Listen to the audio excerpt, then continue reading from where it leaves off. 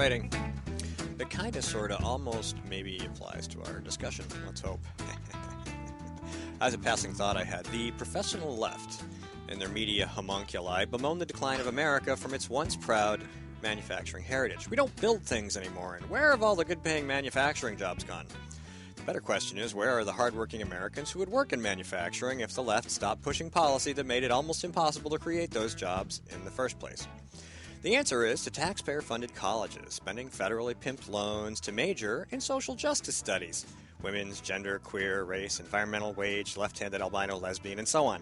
From whence an endless horde of properly propagandized experts are belched out onto America's increasingly less fruitful plains. Drifts of these over-credentialed snowflakes accumulate in well-funded places where all they can build are straw men, narrative-spewing advocacy groups that manufacture hate and discrimination to justify their existence, peopled with progressive acolytes who couldn't even change a tire on their own Prius. But they can pontificate about how unjust the world is and how we, the non-credentialed peasants who change a tire, couldn't build that without them, whatever that is. And to argue otherwise, by the way, is a microaggression or maybe it's hate speech. And they'll be damned if their America is going to be the kind of place where that sort of thing is allowed. Order, my friend. This is going to be a classic. So, speaking of changing tires, did anybody else catch on Fox and Friends that they were doing a bit in the morning about manly things to do? And one of them was to change a tire. And so they went outside to the street where there was a tire to be changed on a car.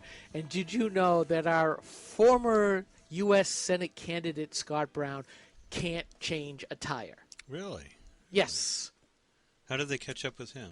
Because he was, for whatever reason, he's been showing up. He's been on Outnumbered and Fox and Friends and some of the other stuff. And so he was there in the morning, and the whole crew went out, and he couldn't change a tire. What's to know about changing a tire? Knowing how to put the jack on, how to do the tire iron. You lift up the darn car, take off the lug nuts, and they go back on when you have a new tire in hand. That's right. Howie Carr calls... it stinks being on the phone, Mike, because we can talk over you. I'm sorry. Yeah. Go ahead, bring him on. Speak. That's fine. Yeah, so that sounds like another candidate that was in just to get a talk show and a book deal. It certainly... I'm looking for my talk show and a book deal here, Mike. What do you think? Well, I don't know. I mean, look, thinking of talk shows and book deals, what kind of deal is it when the guy who double-crossed conservatives and cost H.W. Bush's re-election by conspiring, and that's the correct word, with Dick Darman to break the No New Taxes pledge in 1990 or thereabouts, and couldn't deliver his own state of which he'd been governor to said H.W. Bush during the re-election campaign, thinks that he's the one best qualified to write about the guy's presidents.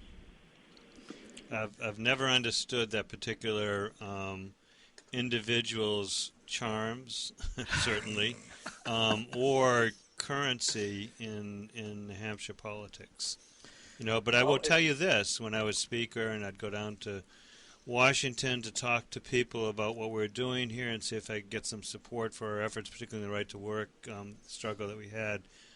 One of the first questions I'd get among a certain group in Washington when I'd say, look, I'm the Speaker of the House of New Hampshire, is, does John Sununu know you down here? And so he held some attention down there. Somebody offered him some money. He does, but you know what? I think it's fading, and I think if he doesn't back a winning horse this time, it's going to fade some more. Yeah, he's a smart guy with a sharp tongue, and that tends to intimidate people. He's a very smart guy. I don't take that away from him. Yeah. I think that sometimes he's on the wrong side of issues, and even though he himself has a very solid appreciation of the Constitution, he sometimes is working with forces that are not on the side of the Constitution. We were talking about Scott Brown, and I have to bring this up because we do have a pet name for Governor Sununu, Papa Smurf, as you probably well know. Right. Howie Carr calls John Kerry, erstwhile candidate for president, now Secretary of State, calls him Lurch, or Yeah, Lurch is a great one. He has another nickname he uses as well, live shot. But I think Scott Brown now deserves the moniker of Lugnuts. Scott Lugnuts Brown. There you go. Very good. Excellent. You can throw that in there. That's a corker of a post. I got to read that one. Oh, well, that's pretty much the whole post. Oh, so when's it go live? Anytime is fine. Okay. I got another question for Mr. O'Brien. Please. What is this new little business? Oh, the business I'm involved in is a software business. Primarily, we sell our services through subscriptions to a cloud implementation of the service, and it is to provide security for documents, electronic data rooms. And it has very rich functionality. You can put any document in there, Excel, Word, anything, graphics, pictures, whatever. And there's both operator and hosting shielding. You put it in there, we don't even know what's in there. You can invite people to the data room or send the document to them, but put restrictions on it. You can send the document to you and say you can look at it once for the next 5 minutes, and then it evaporates. Oh. Or we can give it to you and you can look at the document, but you can't print it. Yeah, because I've been doing document management systems for the last 15 years. Yeah, so what this is functionality similar to what you get at the low end, with a Dropbox, a box, but much higher functionality. And one of the things that we've done with it, and this is where we have our growth opportunity here, is we've made a version of it that is compliant with U.S. government regulations on how to handle information that relates to military uses or police enforcement uses. You might have heard the acronym ITAR, International. Oh, yes. We have to deal with that all the time. So International Trafficking in Arms, we have a cloud solution that is ITAR compliant. Okay. And we've been down to the State Department and talked to them about it. We're trying to get them to issue a policy saying you can use cloud solutions if you do the following things. And right, so, when the Secretary of State can have her own personal email server, I doubt you'll get very far. What a fiasco that is, I was thinking as I was driving up here about the article that came out in the New York Times. You guys probably came across this a couple of days ago. Maybe it was yesterday.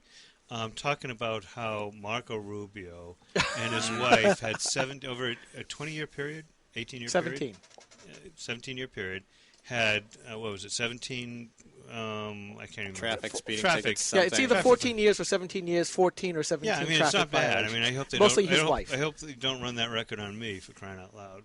But it seemed, and only 3 of them belonged to Marco. The rest of his wife, and I got to tell you guys, when I was as young as Marco, my driving record was pretty interesting. And at one point in my late 20s, I remember having to beg a judge in England not to remove my license so I could keep driving to work. Well, I mean, on so many levels, Mike, this is outrageous. First of all, they're trying to cover for a candidate who hasn't driven a car, nor has her husband, in at least 25 years because they have federal employees working for the Secret Service driving them during that time period. So, of course, they're not going to have any traffic violations.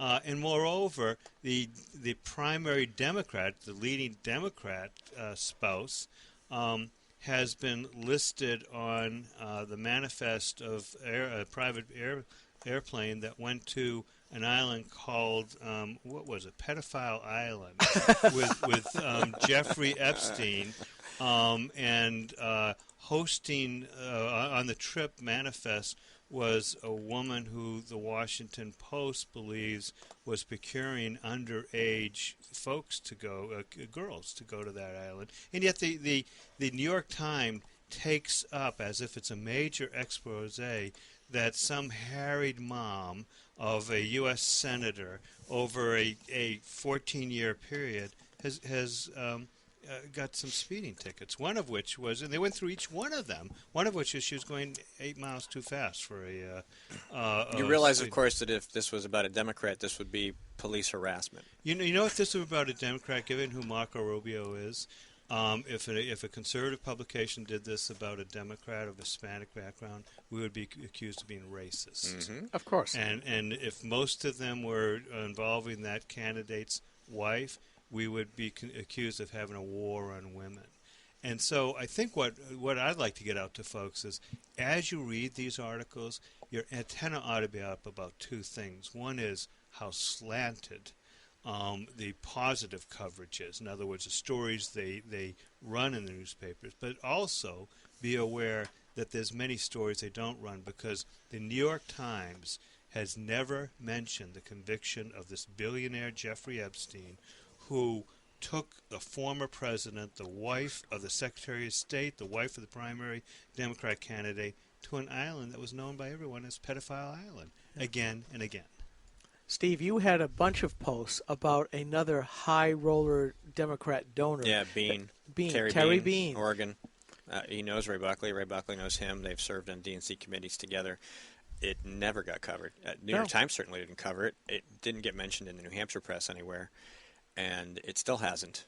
And of course, this was a problem with a guy who had a boyfriend who was a young guy whom he was using to get younger guys, and it became a story, and somebody filed charges against him for basically child rape. And the media buried it, and they didn't want to talk about it. Yeah. I mean, we talked about this at the 603 Alliance Liberty Forum, where Jeff Chittister, Sylvia, I want to say Larson, but I can't remember if that's her last name, and I were on a panel talking about the state of journalism today. And I'll tell you, it was great fun to pick on the journalists at the back of the room, especially the reporterette from the Daily Beast. And the three of us said, ask all the hard questions. We want you to do that. But go after the important questions and go after both sides equally. That's all we ask is who, what, when, where, why, and how.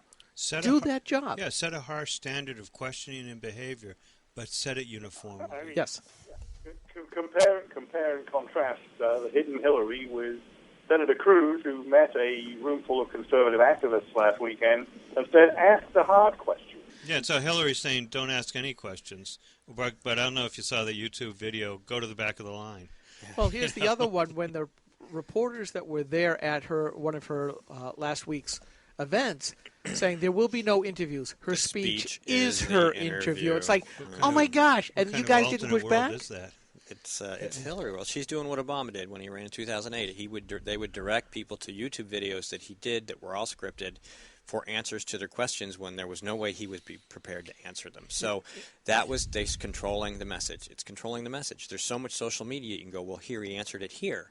He doesn't have to answer it for you. And so the meeting that Mike was talking about, I was at it with Senator Cruz, and I think one of the things that was fairly interesting that he said, and perhaps encouraging, was that this is no different. I mean, Ronald Reagan was subject to this sort of bias and slanted news coverage and ignoring any of the picadillos of Democrats, but trying to take some traffic tickets of a Democrat candidate's wife and make that's it all they got, big. though, is traffic tickets. That's pretty impressive. It is, actually. That's the best you can do, really. I'd be like Marco going, traffic tickets?